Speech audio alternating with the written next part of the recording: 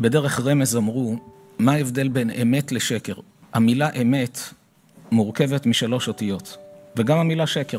המילה אמת מורכבת מהאות הראשונה של כל ה-22 אותיות, האות א', מתחילה באות א', והאות א' איך היא נראית? יציבה. יש לה שתי רגליים, עומדת יציבה על האדמה. האות האחרונה, 22 אותיות, האות ת', גם היא יציבה, יש לה שתי רגליים, היא יציבה. האות מ' היא האות האמצעית, גם היא יציבה. לומר לך, אתה יודע מה זה אמת?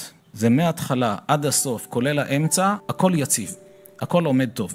לעומת זאת השקר, אלה שלושת האותיות שהן לקראת הסוף, קוף רשין תף. האותיות קוף רשין זה אותיות שקר, אבל במילה שקר הן מתבלבלות. לא כמו האמת שהוא לפי סדר, זה התחלה, אמצע, סוף. במילה שקר האותיות מבולבלות, כי מה זה שקר?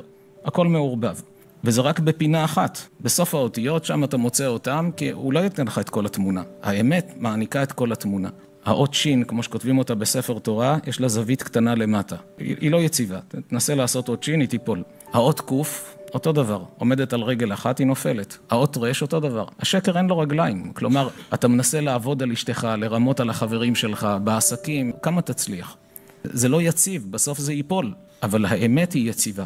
וכשהאמת היא יציבה והיא מקיפה את הכל, היא מלווה אותך לכל החיים, אתה מרוויח חיים טובים, חיים מאושרים, על זה אמר שלמה המלך, טוב שם משמן טוב.